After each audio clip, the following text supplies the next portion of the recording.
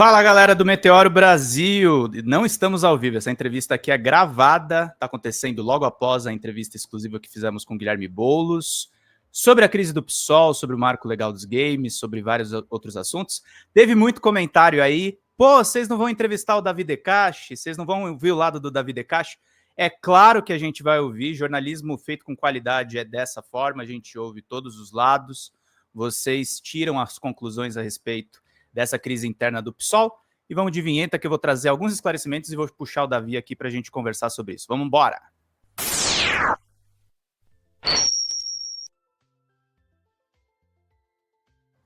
É isso aí, gente. Antes de chamar o nosso convidado, eu quero ler uma nota dos advogados dele que foi enviada para a gente, e é importante a gente pontuar aqui, até para ter ali o amparo justamente do posicionamento dos advogados do Davi Decache. Deixa eu trazer aqui para vocês só a nota.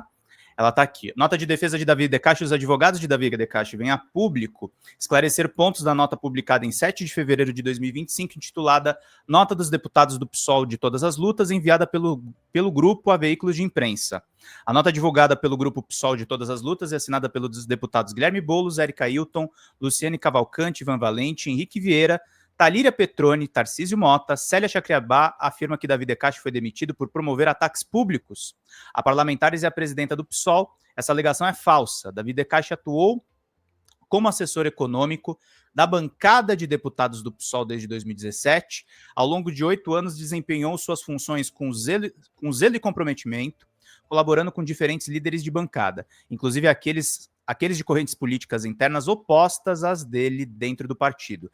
Em nenhum momento, Davi proferiu ataques ou ofensas, públicas ou privadas, contra parlamentares, colegas de partido ou dirigentes. As críticas formuladas por ele sempre estiveram dentro dos limites de liberdade de expressão e do direito à crítica, sem jamais recorrer a ataques pessoais ou desqualificações. Na condição de cidadão e com direitos e garantias assegurados pela Constituição Federal, Davi se manifestou politicamente conforme sua consciência, expressando críticas respeitosas, inclusive em relação a ações e posicionamentos políticos, jamais a indivíduos. As alegações que Davi chamou parlamentares do PSOL de oportunistas, covardes e mentirosos é falsa e causa grave dano à sua reputação. É lamentável que essa afirmação parta de um grupo que integra um partido historicamente defensor dos direitos dos trabalhadores. Reiteramos que Davi não teve oportunidade de se manifestar no processo, que culminou na sua demissão, fato publicamente confirmado pelo deputado federal Glauber Braga, em live gravada no dia 8 de fevereiro de 25.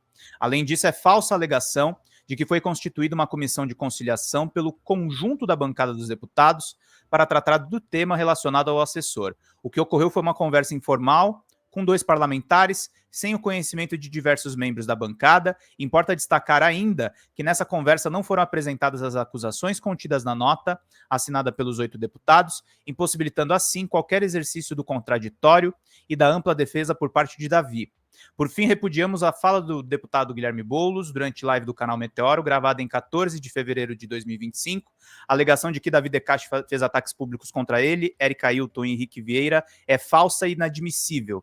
Diante disso, destacamos que, caso não haja retratação pública pelas falsas alegações que prejudicam a reputação de Davi, adotaremos todas as medidas legais cabíveis para reparar danos à sua trajetória, à sua honra e trajetória profissional. Rio de Janeiro, 15 de fevereiro de 2025, a nota é assinada pelos advogados Cristiano Mourão e Gabriela Ventura.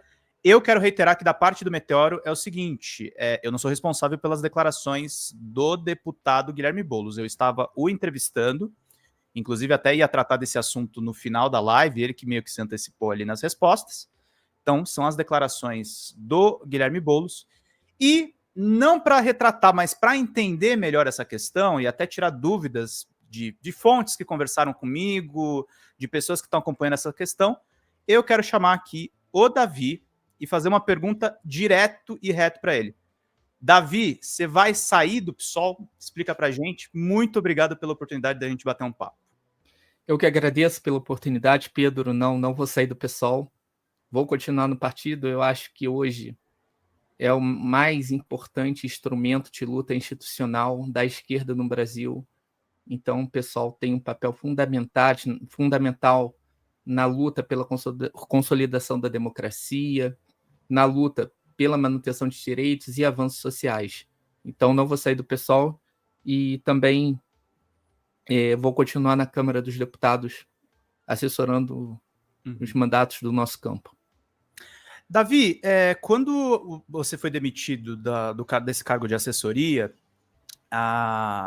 o perfil do Jones Manuel no Instagram postou uma foto, eu nem vou colocar aqui, mas eu me lembro do que estava colocado lá, os deputados que votaram a favor da sua demissão, e aí estavam eles sendo retratados como neoliberais.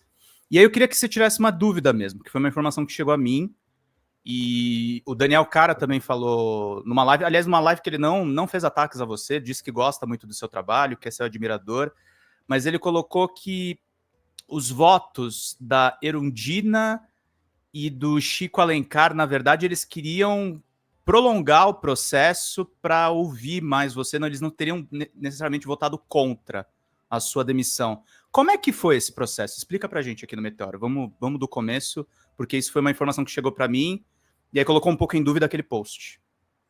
Bom, vamos lá. O que aconteceu foi que houve uma... Posso voltar um passo, Pedro? É o seguinte. Claro, vamos lá. No PSOL, como é que funciona a assessoria da bancada? Cada parlamentar, cada grupo de parlamentar tem direito a indicar uma certa quantidade de assessores para essa composição de assessoria da bancada, porque isso torna a assessoria também representativa dos campos do partido. O PSOL é um partido que reúne várias organizações políticas, tá? Várias correntes. Então, tem uma demissão de um assessor que está representando um ponto de vista dentro do partido, de certa forma, um retrocesso em relação ao princípio da proporcionalidade, que é que a minoria ocupe os espaços proporcionais ao seu tamanho, para não ser esmagada pela maioria, tá? O pessoal sempre funcionou assim. E aí uma demissão nesse caso teria que se dar como? Por exemplo, um caso de ofensa, isso tornaria insustentável a permanência de um assessor, tá? É curioso notar, Pedro, que essas supostas ofensas que foram apresentadas, elas ocorreram nos últimos 2 anos, segundo a nota deles, e isso implicaria demissão imediata, se fosse de fato ofensa. O Boulos foi líder. Era só ele poderia demitir na canetada. E não precisa fazer não reunião precisaria ter votação, no caso. Não, de forma alguma. Mesma coisa a Erika Hilton. Era só ela assinar um documento e é uma ofensa, demitiria. Inclusive, deveria me levar ao Conselho de Ética do partido, tá? Se essa ofensa aconteceu.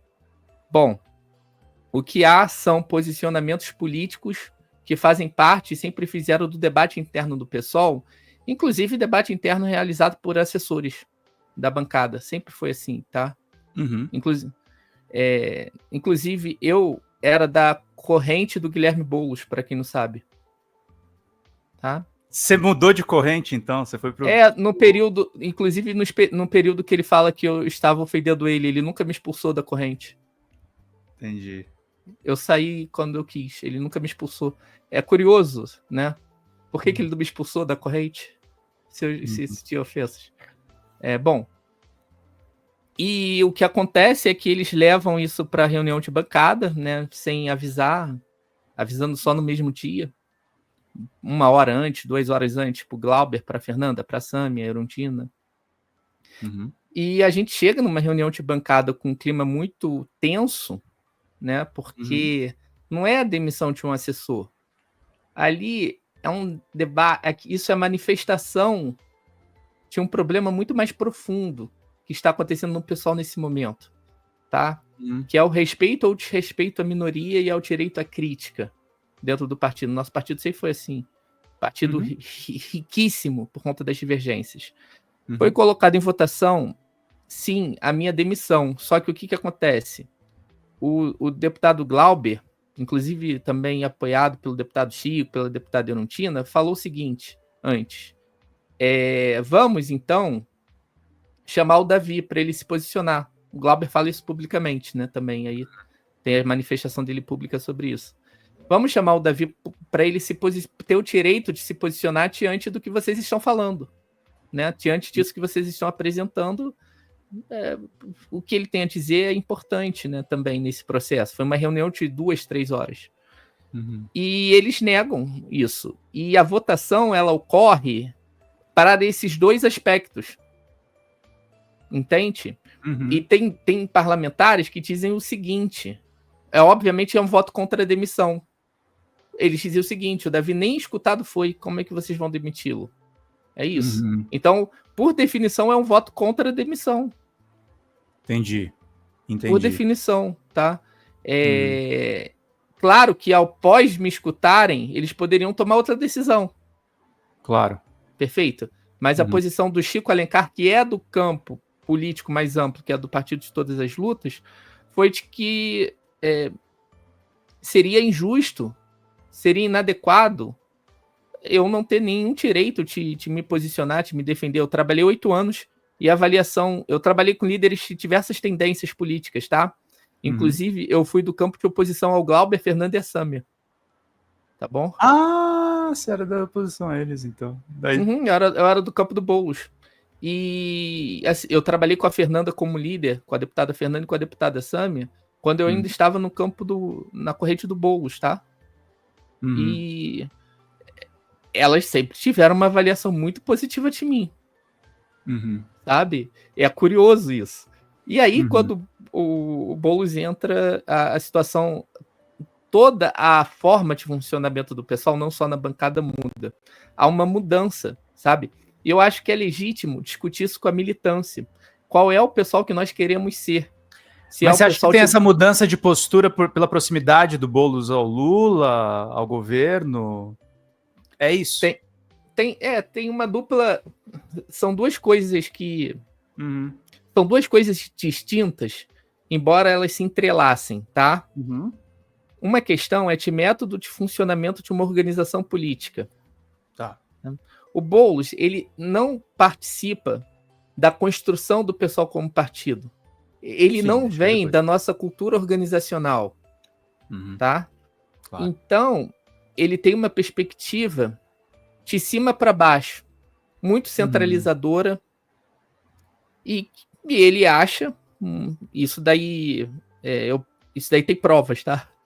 Que a minoria, de fato, ela não tem que ter espaço porque ela é minoria. Perdeu e não tem direito a nada. E que isso daí, a prova maior disso é o seguinte: a dirigente, tá, nacional do PSOL, dirigente do MTST, que também é companheira do Boulos, mas ela tem uma relevância que independe dela ser companheira do Boulos, ela tem uma relevância muito grande do pessoal como dirigente, tá? E ela fala pela corrente do Natália. Boulos. A Natália, ela diz o seguinte, que a bancada acertou ao me demitir e não dá o direito da minoria ter liderança do campo político inteiro, que inclui a deputada Luiz Erundina, deputado Glauber Braga, deputada Sâmia Bonfim, deputada Fernanda Melchiona, de certa forma o deputado Chico, que transita. E isso é muito grave. Por quê, Pedro? Eu vou te explicar aqui o caso concreto, tá? Como é que a gente funcionava antes? Se você tem 30%, tá, da bancada, um determinado campo, você tem mais de um quarto ali da bancada. Então, são 4 anos, você teria direito a 1 ano de liderança. Uma líder, por exemplo, a deputada Erundina poderia ser líder, ou a deputada Sâmia. Inclusive, o campo que hoje eu faço parte, né, que é o campo da deputada Sâmia, da Fernanda, o mês, né? Glauber, o mês, o mês expandido tem um campo que o Glauber não é do mês, ele faz parte do campo, tá? As correntes compõem um campo. O Glauber, por exemplo, ele compõe isso.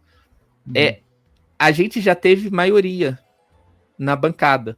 Mais de 50% da bancada em determinado momento, tá? Quando o deputado David Miranda estava exercendo seu mandato. E a deputada Vivi Reis, que é do mês do pessoal no Pará. Naquele momento tinha mais de 50%. Vamos supor que fosse abandonado o direito à proporcionalidade. O que aconteceria? Como você tem 50% mais um, você vota e fica com os 4 anos de liderança. Tira todos os cargos e demite todo mundo. Pronto. você acaba com o espaço da minoria, você tratora e você controla a bancada. Não. Como que foi feito? Metade, 2 anos para um, 2 anos para outro campo. Foi feito isso. Isso sempre foi feito assim. Isso acontece no PT, tá? Tem um setor do PT corrente do PT que é a ADS. Ela tem 5 ou 6 deputados, não lembro exatamente, mas é uma minoria em termos de número, assim, tá muito atrás do campo majoritário. Ela tem direito a um ano de liderança, tá? Eu vou concluir dizendo, Pedro, o seguinte: esse direito, tá, à proporcionalidade isso faz parte da democracia. Isso não é só no partido, é na nossa democracia, tá? A maioria não pode destruir a minoria, esmagar a minoria. Não funciona assim, como a Natália diz no post dela. Tem um post dela, não sou eu que estou falando. Ela falou isso. Ela fala isso. Isso não é democracia, isso é autoritarismo, sabe? Para dentro do pessoal ou para fora, sabe? Isso não pode ser defendido publicamente ainda. Isso desmoraliza o partido, inclusive, sabe? Não sou eu que estou desmoralizando, são eles falando que minoria não tem que ter direito, tem que ser esmagada. Mas aí deixa eu ser o advogado do diabo. Pelo menos a questão do Boulos e do pastor Henrique Vieira, você declaradamente falou sobre os posicionamentos. Disse, por exemplo, que o Boulos foi a favor do arcabouço fiscal e foi derrotado internamente no PSOL. Você diz isso, e agora ele diz que é contra o arcabouço, falou para mim, inclusive, em entrevista. E só que, por exemplo, por que eu perguntei para o Boulos a respeito da Erika Hilton? Tem um post seu que parece que dá a entender que você está criticando a deputada Erika na questão da escala 6 por 1, que tem pessoas que estão encampando essa luta, mas, ao mesmo tempo, elas são a favor do próprio arcabouço. E aí eu te faço 2 perguntas. Era a Erika que você estava criticando? A segunda pergunta é a seguinte: você encara essas críticas até que duras? Você não quis atacar esses deputados e, na verdade, foi uma crítica à atitude deles? Como é que você define um pouco o seu procedimento? Eu não estou te acusando de nada, eu quero que você claro, explique. Perfeito. É importante você colocar essa questão, Pedro. Vamos lá. Primeiro lugar, a crítica pode ser feita, inclusive, de um jeito ácido. Claro, inclusive, pode colocar. Eu mandei para você aí o post que eles estão se referindo. Vamos lá. A crítica ao Henrique eu fiz depois da demissão. Tá? Sobre o BPC. A crítica ao pastor Henrique foi após a demissão. Então, ela não pode explicar a demissão anterior. Tá? Foi após a demissão já ser anunciada. Bom, então estou criticando como militante do partido, como eleitor, enfim. Mas não teve uma crítica anterior. Houve um embate na época do arcabouço fiscal, sim. Isso é de amplo conhecimento do partido. O que aconteceu nesse embate? A posição da Revolução Solidária era de votar a favor do arcabouço fiscal. Nós fizemos um debate no Diretório Nacional do PSOL e um seminário da bancada. Após isso, a posição deles fica, ela perde, eles perdem um debate, né? Eles não conseguem compor maioria. Após perderem, eles têm que votar contrário. É óbvio que eles votaram contrário, mas a posição inicial, e aí é um mérito do nosso campo, que é minoritário, mas tem uma força política muito grande na militância. Nós fizemos um debate público duro sobre o arcabouço fiscal, tá? E isso envolvendo BPC, pisos de educação, saúde, eu acompanhei isso. Exatamente, nós fizemos isso tudo, produzimos muitos estudos, muitas simulações na época, né, no âmbito da nossa assessoria, e eles têm que recuar, tá? Então teve um debate interno no PSOL. Eu nunca falei que ele votou a favor, porque ele não votou a favor, ele votou contra após perder o debate interno no PSOL. Isso é de amplo conhecimento no partido. Tá? Ele pode ligar à vontade, mas teve um diretório nacional. Tem fala gravada deles defendendo o voto. Então, assim, não faz sentido negar, sabe? E isso tudo foi gerando um desgaste comigo, tá? E com o nosso campo político. Por quê? Porque não é sobre o arcabouço fiscal apenas. É sobre uma caracterização do governo Lula 3, tá? E sobre a tática de lidar com esse governo Lula 3. Guilherme Boulos, na entrevista que ele fez com você, ele mente tá? Não tem outro termo para usar, perdão, falando que o nosso campo quer ser oposição ao governo Lula. Isso é negado sistematicamente pelo Glauber, pela Fernanda, pela Sami, e é negado nos nossos documentos. Isso não tem base. Isso não tem fundamentação nenhuma. Isso é mentira, sabe? É só ele mostrar qualquer coisa, assim, e eles falam isso sempre. Na verdade, o que a gente defende é autonomia. Que autonomia e independência é diferente de oposição. Totalmente diferente. É só pegar, por exemplo, o caso do posicionamento do presidente Lula contra o genocídio ao povo palestino, tá? Na época. E Glauber Braga foi uma das figuras, tá? De destaque na defesa do posicionamento do presidente Lula. Claro. Quando muitos parlamentares fugiram desse debate porque era um debate muito duro com a sociedade. Ainda mais com lobby sionista, né?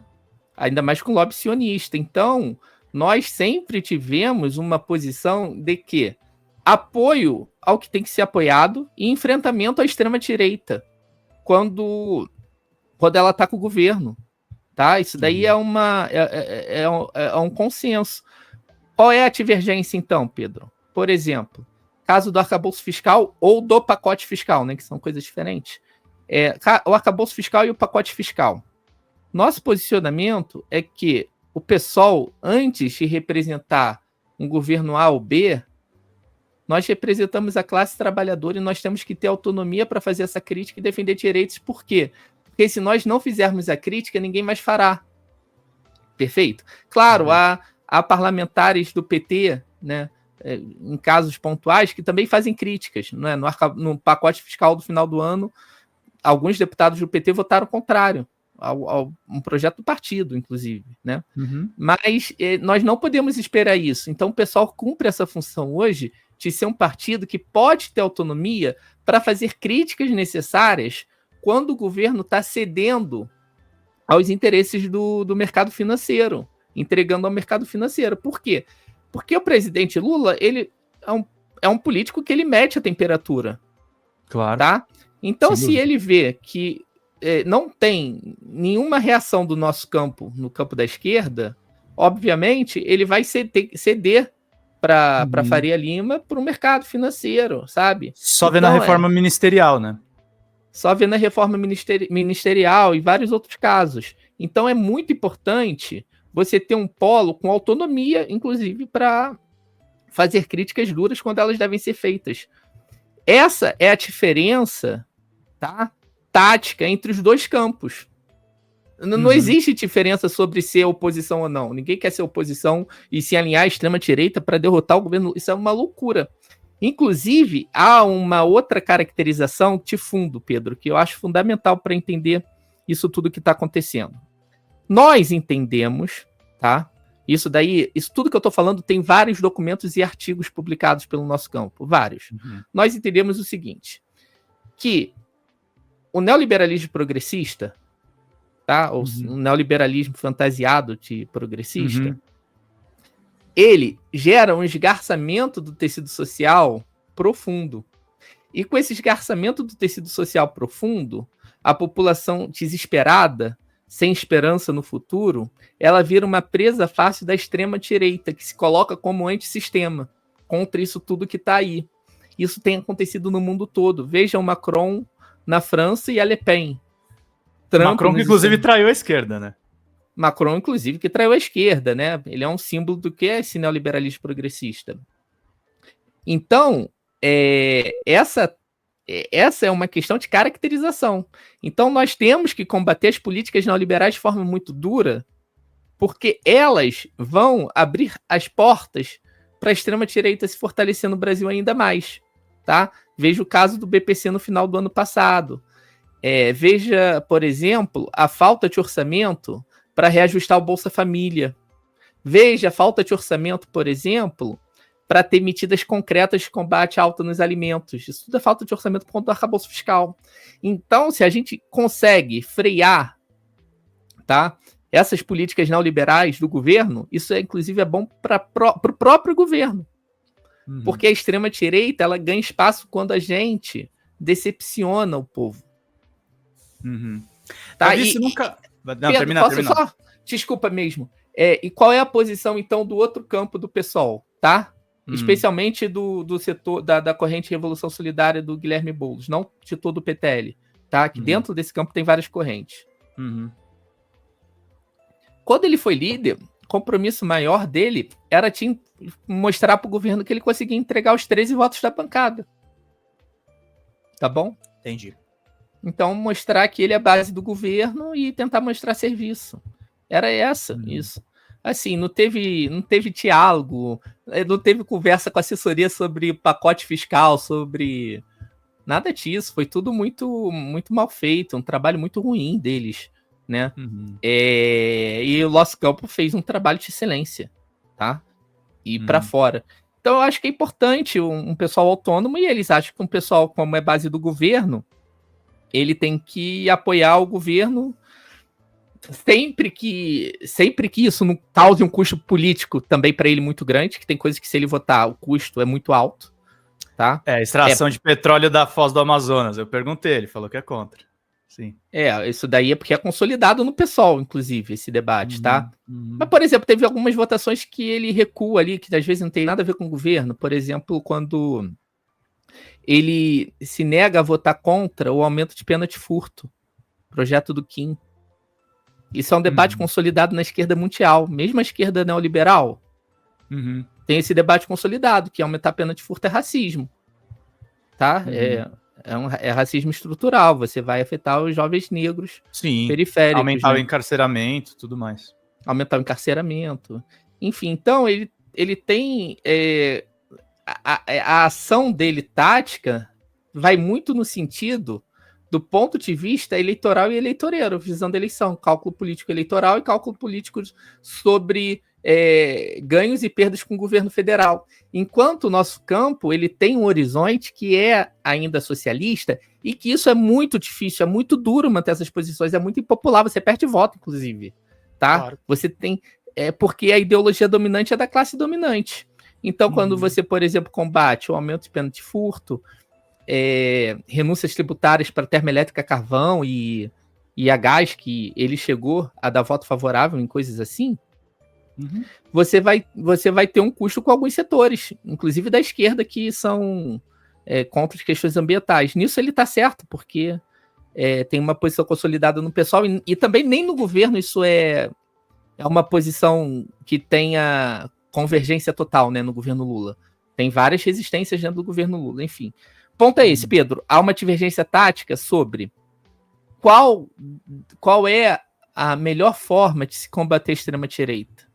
Qual é a melhor forma de se combater o fascismo? A gente acha que lutando por direitos sociais, por avanços imediatos para a classe trabalhadora, pelas demandas imediatas do povo. E apoiar fortemente o governo quando ele faz isso. Porque, às vezes, ele vai ser atacado. Por exemplo, se o governo agora mandar uma proposta para flexibilizar um novo arcabouço fiscal e ter recursos para aumentar o Bolsa Família e reverter a situação de forte queda de popularidade, Faria Lima vai para cima. Quem você acha que vai defender fortemente o governo? Eu, por exemplo, vou estar na linha de frente. Sâmia, sim. Eu vou estar na linha de frente para bater lá na Faria Lima, sabe? Claro. Nos bancos, eu vou falar assim, eles são... Mas, Davi, deixa eu colocar uma questão, o combate à extrema-direita que você coloca, e assim, eu recuso peremptoriamente, às vezes, eu sei que tem gente que às vezes me acusa, mas assim, eu não sou jornalista governista. Aliás, eu acho que imprensa não existe se você só defende governo. E do ponto de vista da esquerda, a minha visão, Davi, eu não me considero socialista, não me considero comunista, mas eu acho importante a esquerda ter uma variedade de opiniões e de análises. Porque assim, se a gente não vai variar a crítica, então por que nós somos um campo político? Seria mais fácil entregar tudo para o capital. Seria mais fácil a gente aderir e ponto final e já era, entendeu? Eu acho, por exemplo, que há um campo comunista hoje se destacando muito mais por um sintoma do capitalismo do que por qualquer outra razão. Está se colocando uma questão em cima disso. Mas aí eu te pergunto uma coisa, como é que a gente faz, e aí eu sei que não é exatamente só culpa de vocês, mas quando a extrema-direita pega a crítica da esquerda radical, a crítica da esquerda socialista e viraliza para atacar o governo, como é que a gente reverte essa questão, Davi? Eu não estou falando para a gente ter opinião única, jamais, nunca. Você não vai me ver defender isso nunca, entendeu? Mas a questão é, como é que a gente, taticamente, critica o que tem que ser criticado e não é usado por um bando de canalha? Tem uma história boa para contar sobre isso. Boa, vamos lá. Eu participei de uma reunião muito ampla com trabalhadores da saúde de diversas áreas, tá? Isso ainda em 2023, depois da aprovação do arcabouço fiscal.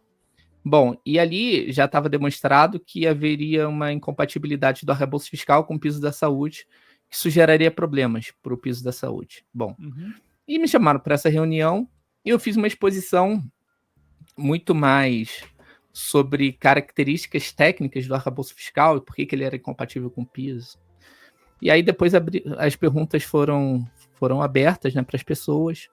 E no diálogo, muita gente perguntou, tá, mas o que a gente vai fazer? A gente vai denunciar isso e a extrema-direita vai pegar isso. O que a gente faz? Minha resposta foi, olha, vocês são militantes em prol da saúde, vocês têm que defender a saúde, eu acho que é isso. Né? Porque trabalhadores da saúde defendem saúde, é isso. Não tem... É isso, é simples, tá? É claro que corre o risco, por exemplo, no final do ano passado tem um caso concreto. E esse caso, ele explica a minha demissão, tá? Ele foi crucial para a minha demissão. O governo, ele monta um pacote fiscal para dar sustentabilidade ao arcabouço fiscal. Tá? Outro pacote terá que vir, porque esse não resolveu ainda. Então, ele vai mexer com várias políticas sociais atreladas ao salário mínimo, abono salarial, a própria regra de valorização do salário mínimo, o BPC. E no BPC, estava tendo mudanças sistemáticas e profundas no BPC. Com reclamações das pessoas, inclusive. Isso, principalmente, por exemplo... eu vi setores organizados de mães de crianças com deficiência que foram procurar a gente, né? Era uma forma de restringir o BPC com mudanças de regras que limitavam o critério de elegibilidade, reduziam, estreitavam o critério de elegibilidade. Como assim? Exemplo concreto. Dentre a forma de cálculo de hoje e a que eles estavam propondo, né, eles passariam a contar o próprio benefício para compor a renda familiar. Nisso, uma família, por exemplo, que tem um idoso em situação de extrema pobreza e uma pessoa com deficiência em situação de extrema pobreza, os dois recebendo BPC, uma família grande, um benefício poderia ser perdido. Seria, inclusive, um caso recorrente. Então, muitas pessoas com deficiência perderiam um benefício com a mudança de regra de cálculo, tá? Mudanças no conceito de pessoa com deficiência e várias outras mudanças que restringiam o BPC para pessoas que precisam. E isso é altamente impopular, tá? Isso é altamente impopular. E eles queriam com isso uma economia de 2 bilhões de reais. Qual foi a tática usada pelo ministro Haddad? Que eu acho totalmente desonesta, assim, e eu combato isso fortemente, não tenho... Assim, para isso daqui eu não tenho nenhuma preocupação e nenhum zelo em defender BPC, entendeu? Porque a gente está falando, sabe, não tem nenhum zelo de atacar quem ataca BPC. Por quê? Porque a gente está falando aqui da parcela que mais sofre na nossa sociedade. São os idosos em situação de extrema pobreza. São mulheres negras, principalmente. Pessoas com deficiência em situação de extrema pobreza. Então, assim, meu amigo, se o cara vai para cima disso, eu vou para cima dele. E sem eufemismo, entendeu? É isso, é simples. E o que o governo faz ali? Qual é a linha de comunicação do governo? É falar que era um pente fino para combater fraude. Tá? Que não havia mudanças de regras. Essa é a linha. A extrema-direita vai para cima, falando que tem mudança de regra. E tinha. Qual era a tática ali? Ali foi um momento crucial para o PSOL. Ali foi um momento crucial que separou os dois campos radicalmente. Ali houve uma separação radical entre os dois campos. O BPC, especificamente. Isso, o BPC, sobre a tática para lidar com isso, tá? Era uma mudança de regra sistemática que excluía pessoas com deficiência e pessoas idosas que estavam cumprindo rigorosamente as regras, por conta de mudanças de regras, cálculo, de definições. Não tinha nada a ver com o pente fino, essa mudança de regras na lei. Era uma mudança na lei, pô. Pente fino nem precisa disso. Pô, se o cara é criminoso, é só você tirar o cara. Se o cara não tá cumprindo a regra atual, ele sai. Você faz um pente fino e ele sai. Perfeito. Então, Aqui a gente está falando de endurecimento de regras. Teve uma ala do PSOL que decidiu ter base dessa forma de comunicação baseada em fake news do governo para atacar o BPC falando que quem estava perdendo era fraudador. O pastor Henrique Vieira, você acha que foi uma das pessoas? Não, eu acho não, tenho certeza absoluta. Eu provo como? Eu provo segundo o pastor Henrique Vieira. Por quê? Porque ele faz um post, 2 semanas depois ele posta e faz falas exatamente opostas ao primeiro post dele. O que mudou? O projeto de lei mudou? Não. Era o mesmo projeto. E ele fala coisas opostas em um intervalo de 2 semanas, tá? O que acontece ali? A tática era falar que quem estava perdendo era fraudador. Enfim, você pega o cara que está em situação de extrema pobreza, pessoa com deficiência, que tá vivendo uma situação miserável já, sofrendo pra cão. Assim, a pessoa tá destruída, aí você vai tirar o BPC dela e fala que ela é fraudadora, pô. Pô, isso é errado. Isso é errado. Chama ela de criminosa, basicamente, né? Chama ela de criminosa, basicamente. E aí, essa foi a linha do José Guimarães, por exemplo, do próprio presidente Lula falando que malandro ia perder BPC, os malandros. Não era mentira. Foi a linha da comunicação, isso era mentira. E eu fui pra cima de quê? Dessa linha política no geral. Eu não falei do Henrique naquelas circunstâncias. Eu falei, no geral, essa linha que está sendo seguida por vários parlamentares, vários influenciadores, ela é perversa. Porque é você pegar o cara que você vai jogar você não ficou satisfeito de jogar o cara na miséria, na mais absoluta Eu vou tirar forma. os benefícios dele. Você ainda você tirou tudo dele e jogou ele em situação de absoluta miséria, por definição. E aí você, não satisfeito, fala assim, você é um malandro fraudador, por isso que você perdeu. Tem noção? E aí, nós fizemos um debate sério. Nós fizemos audiências públicas, nós tivemos organizamos notas de várias entidades, nós fomos atrás do Conselho Federal de Serviço Social, que é a maior autoridade na área, e nós já tínhamos produzido muita coisa, sabe, tecnicamente. Isso tudo foi ignorado por uma parte do PSOL. Assim, a gente produziu muito sobre o BPC. A gente estava 1 ano produzindo sobre o BPC e os caras foram falar mentira. E eu tenho um direito como militante, vou falar que mais do que direito, eu tenho dever, obrigação moral e ética, tá, como economista, de denunciar isso que eu tô vendo. Eu tô ali, eu tô trabalhando, pouca gente tem acesso a essas coisas, sabe? A como que o projeto tramita. Você não se perdoaria se você não falasse sobre isso. Claro, isso daí seria errado, e isso daí incomodou muito eles ficaram muito incomodados, e aí eles perdem também. Eles perdem o debate. E aí o constrangimento foi muito grande, e eu comecei a cobrar nas redes sociais posicionamento deles contra o pacote, porque nós organizamos também um manifesto contra o pacote, tá? Que estava quando ainda estava sendo construído, que o Haddad anunciou, com vários intelectuais peso, de renome. Nós temos... Esse manifesto foi assinado por 2 ex-ministros do governo Lula. O Temporão, ex-ministro da Saúde, Roberto Amaral, ex-ministro de Ciência e Tecnologia. Intelectuais muito peso. Nós organizamos esse manifesto. Eu retigi, tá? A gente foi atrás. Tá numa nota na revista Movimento, que é do mês também. Você me encaminhou. Isso é citado. Deixa eu te fazer uma pergunta só, porque deixa eu fechar isso rapidinho. Fecha que a gente vai ter que fechar em 46 minutos. Fecho rápido. Esse manifesto, eles se recusam a assinar. Falando que não era aquilo, que aquilo não existia e tal. Dentro dessa linha, tática de apoiar irrestritamente o governo. Sendo que tinha muito petista assinou o manifesto. E eu cobro publicamente, como militante do partido, uma posição do Guilherme Boulos e da presidência do PSOL, ou seja, institucionalmente falando. Não estou falando da Paula Coradi, que é uma pessoa que eu tenho grande respeito e admiração, tá? Da presidenta do PSOL.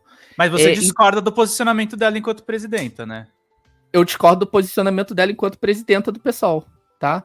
E isso faz parte da nossa democracia interna. Eu discordei deles falarem que o pacote não existia quando a presidenta do PT, Gleisi Hoffmann, se posicionou contra o pacote.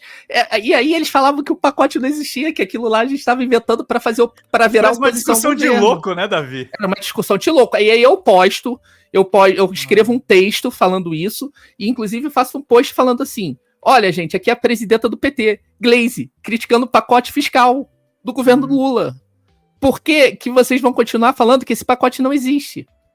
Sabe? E foi isso. E aí depois eles voltam atrás, votam contra, fazem uma boa luta no Congresso, enfim. Mas aí eles foram derrotados nesse processo. Então foi uma segunda derrota. A primeira foi no arcabouço fiscal, a segunda foi no pacote fiscal. Depois eles votam com a gente. Isso gera muita insatisfação deles com o meu trabalho, tá? O meu trabalho gera insatisfação porque o meu trabalho, assim, sem falsa modéstia, eu tive uma contribuição nesses debates.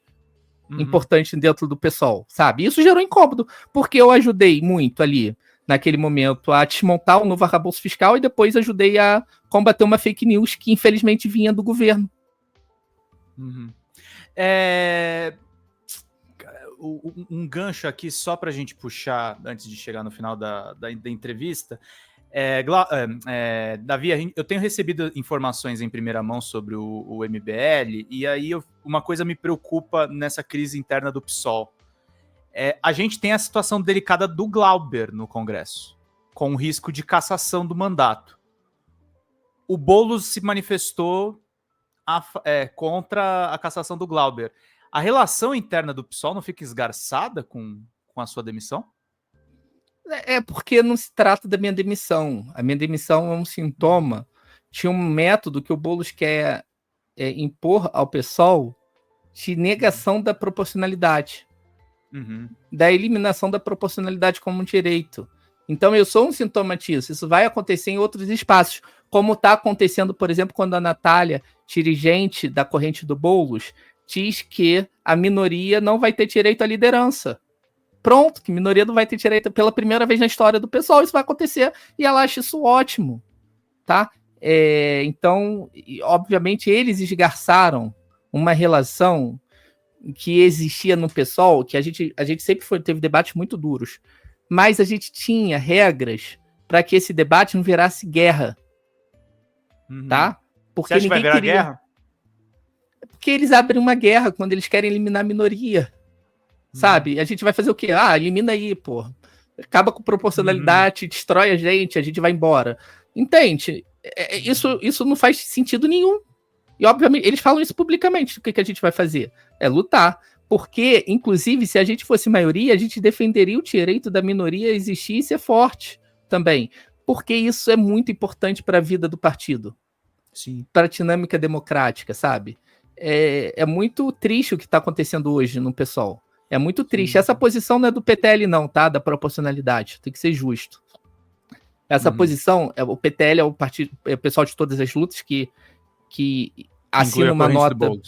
Que assina uma nota que eu falei que eles são que eu xinguei deputados de oportunistas, covardes e mentirosos. Eles não têm nenhuma prova disso. Isso daqui são caracterizações que eu faço a questões estruturais, como ataque ao BPC, tá? E esse é o debate fundo. A gente vai lutar para manter o direito da minoria a ocupar espaços proporcionais ao seu tamanho, porque senão ela é destruída. Tá certo, então, Davi. Teve alguma coisa que eu não te perguntei que você gostaria de acrescentar? Sim. O post que eu fiz sobre a escala 6x1. Deixa eu pegar, vamos lá. Que direcionam isso. Deixa eu pegar aqui só. Eu já tinha mostrado na tela, mas eu mostro de novo aqui, peraí. Eu vou mostrar aqui novamente. Que é o que atribuem que você teria falado da Érica, né? Eu falo que... Vamos lá. Aqui, agora tá na tela. Parabéns a todos e todas que fingem apoiar a luta 6x1, mas ao mesmo tempo defendem um pacote que ataca duramente os próprios trabalhadores que ganham até 2 salários mínimos. A dissimulação de vocês é realmente impressionante. Quem Posso fazer o fim da escala 6x1? Vai lá. Aqui já cabe. A deputada Érica, ela defendeu um pacote que ataca os trabalhadores que ganham até 2 salários mínimos? Ela defendeu isso? Você acha que ela não defendeu? Não defendeu. Publicamente ela não defendeu isso. A não ser que ela fale que defendeu internamente. Aí tudo bem, mas publicamente ela nunca defendeu isso. Mas quem defendeu? Contra. Oi? Quem defendeu, por exemplo, José Guimarães. Você tava falando do PT, então, você não tava falando do PSOL. Sim, eu tava falando do PT. Isso daqui tudo. Olha, quem tava defendendo o pacote. Porque eu, inclusive, fui informado que era a Érica, e não é, então. Então ela tem que. Então, eles apresentaram isso e escreveram numa nota que os meus advogados estão tomando as medidas legais cabíveis para que eles falem que isso daqui é um ataque à Erika Hilton. Eles também têm que falar que a Erika atacou trabalhador. Tá? Eles vão ter que falar que ela defendeu o pacote fiscal. E aí, eles podem diretamente me associar, né, a uma posição de crítica política dura, Érica, e não te ofensa, porque aí não tem ofensa. Mas deixa eu te fazer uma pergunta para além dos tweets. Te decepcionou o voto dela pela sua demissão? Não, nem um pouco. Você já esperava? Claro. Eu já esperava. Entendi. Eu não fiquei surpreso. Entendi. Nenhum dos votos? Fiquei surpreso com Tarcísio Mota. Tá. Vocês ainda conversam? Eu não levo essas questões para o lado pessoal com pessoas que eu admiro e que eu tenho respeito. Eu sei que foi uma decisão política do Tarcísio. Eu tenho grande respeito e admiração pelo mandato dele. Então ele sempre me respeitou muito, a nossa relação sempre foi muito boa e eu não vou levar isso para o pessoal, embora eu acho que politicamente ele errou e ele abriu um precedente aí que é perigoso e talvez um dia e esse precedente vá ser usado contra ele próprio. Você não tá ameaçando, mas é um fato... tô falando que eles vão fazer isso com ele também alguma hora. Entendi. É isso que eu tô falando, né? Porque se eles... porque agora é o nosso campo que tá se ferrando, tá? É o Glauber, é a Sami, é a Fernanda, são esses parlamentares. Só que vai chegar uma hora que isso vai se estender para outros também, tá? Começa assim. Então, é bom que o método de organização do PSOL continue respeitando a minoria do partido, continue respeitando a proporcionalidade dentro do partido, continue respeitando os assessores da bancada na sua produção técnica, porque é muito ruim um parlamentar receber uma nota que foi alterada pela coordenação com a manutenção da assinatura. Por exemplo, se uma nota minha alterada, Pedro, tá? E uma orientação de voto que era sim, que era não, vira sim, o Glauber, ele vai ler aquilo e vai falar assim, pô, eu confio no Davi e vai votar errado. Entendeu? Então, assim, essas questões eu acho que tem que ter mais... Eles têm que ter mais cuidado aí agora, daqui para frente. Talvez a gente tenha que aprender uma coisa, né? Eu ouvi de uma assessora que a extrema-direita deixa para ter as brigas internas a portas fechadas, né? A gente resolveu ter essa briga pública e deu nisso. Mas tem que ser público, sabe por quê? Porque no Diretório Nacional tem um debate sobre o fim da proporcionalidade do PSOL. Tá? Entendi. Que é a destruição da minoria. Tem que gerar constrangimento público, senão a gente é esmagado. Pô, Pedro, isso daí é questão de sobrevivência. Senão você deixa de existir para a política, sabe? Entendi. E publicamente eles têm constrangimento de defender as coisas que eles falam internamente. Por exemplo, o Guilherme Boulos, em nenhum momento da sua entrevista, ele fala que a bancada certa ao não dar o direito da minoria ter espaço na liderança, como a Natália fez. Ela cometeu um ato falho ali. Com certeza ela não queria tornar isso público, a posição dela. E quando ela torna isso público, desmoraliza falar que me demitiu por causa de ofensa. Me demitiu porque eu sou da minoria, pô. Pelo amor de Deus, é questão política, sabe? Então uma divergência política vai começar a demitir, vai começar a tirar a comissão, vai começar a tirar liderança de Erundina, de Summit, Glauber, da Fernanda. Então é importante, às vezes, fazer o debate com a militância, para a militância saber o que está acontecendo internamente. Isso daí é um debate que eu vou falar para você, Pedro, vai além do PSOL. Como eu disse, o PSOL é um partido muito importante hoje, inclusive para dar equilíbrio e para a classe trabalhadora ter alguma representatividade, sabe? Porque muita coisa... Essa discussão envolve o PT também? Claro, porque o próprio PT tem muitos parlamentares ali que, por exemplo, discordavam fortemente do pacote fiscal e não podiam falar no PT. Sabe? Porque o cara tá no partido. Ele não pode sair atacando o Haddad. Entendeu? Ele fez uma opção para ser do PT e não do PSOL. E aí mesmo, eles próprios pedem, às vezes, ajuda pra gente fazer as críticas, sabe? Porque senão fica muito difícil, né? Você ficar sem nenhum contraponto, nenhum ponto de tensionamento, sabe? Senão o governo vai indo para direita, para direita, para direita, se você não estiver puxando para a esquerda.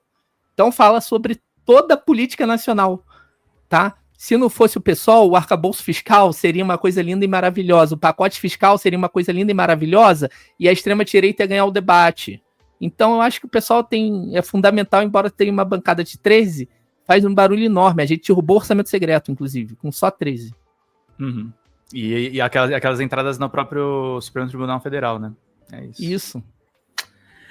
Davi Decache conosco aqui no Meteoro Repórter. Davi, obrigado pelo seu tempo, obrigado pela sua disposição. Eu falei para você no WhatsApp, fala aqui no ar. Você precisou falar comigo, manda oi e a gente conversa, tá bom? Eu que agradeço aí pela oportunidade e por você ter dado voz a ambos os lados. Obrigado. Imagina, querido. Até mais. Vamos lá para a vinheta final, gente. Deixa eu botar aqui. Legal, acabei de me perder e agora vai.